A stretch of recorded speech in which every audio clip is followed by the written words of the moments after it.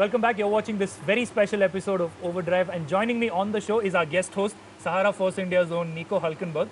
Nico, you're back in India for the second time in just under 3 weeks. You've been here about 3-4 times, I think, in the past year and a half. Have you had a chance to drive in India just yet? No, unfortunately not. I think, or I know we're not allowed to drive here. We don't have the Indian driving license, so that stops us from driving. But I, certainly would fan or like to have a go. Having seen all the traffic, you would actually like to have a go. I would. I think it's a good challenge. It's a bit similar to Italy. Italy can be a bit like here as well with the traffic. Okay, it's more here, but I'd like to try it. Yeah. Okay, so what we have coming up next on the show is a road test of the new Tata Nano 2012.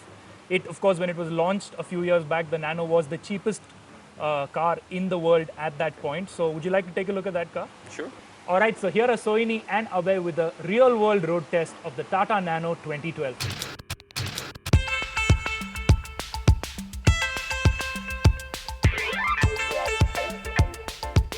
Well, if you're wondering why Abhay and I are in the same frame, it's because we are all set to take the new 2012 Tata Nano out in the city as well as on the highway. Now, I'm your typical Bombay girl, all set to tackle the crazy Mumbai traffic in this Tata Nano as I commute to work. What about you, Abhay? Even though I've recently moved to Mumbai, my heart is still in Pune. Every other weekend, I'll hop onto a bike or I'll take a bigger car and drive down to Pune. But this time, just to give you a perspective, I'm going to drive down in this little Nano.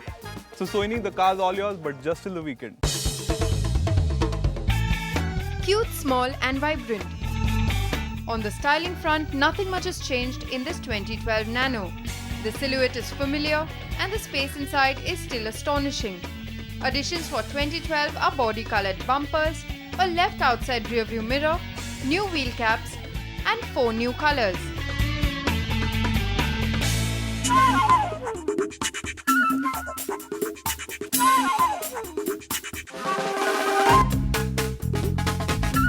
I usually drive my Alto K10 to work every day, but today I'm in the Nano, which still draws glances on the road, especially in this colour.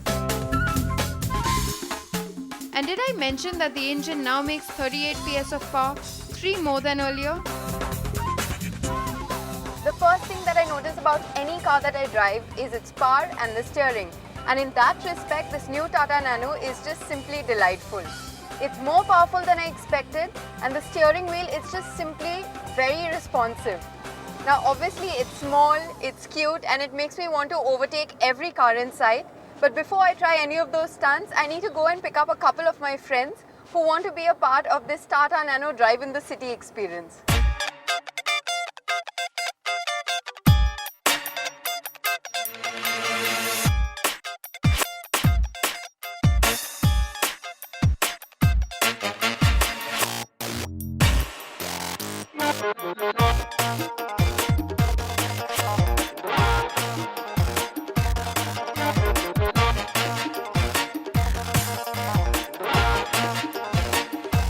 Tata Motors have improved the air conditioning system, and it kept everyone comfortable even as the temperature rose. And of course, the Nano's spacious cabin ensured all 5 of us, even 6 foot tall Arun, stayed comfortable. This was the first time I sat in a Nano and it was surprisingly quite spacious. I'm 6 feet tall and I usually have problem adjusting my seat. And surprisingly, it was really comfortable, and I don't know about the guys who sat behind, but I was quite comfortable. When you look at the Nano for the first time, you know it's small. But when you sit inside, and that to the back seat, it's damn comfortable and cozy. But only if you have your 2 favorite people with you.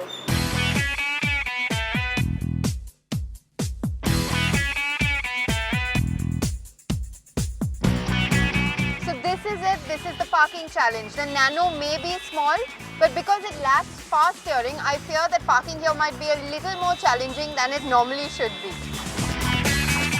A frequent complaint about the Nano is it's difficult to park, primarily because it lacks power steering and didn't have a left outside mirror.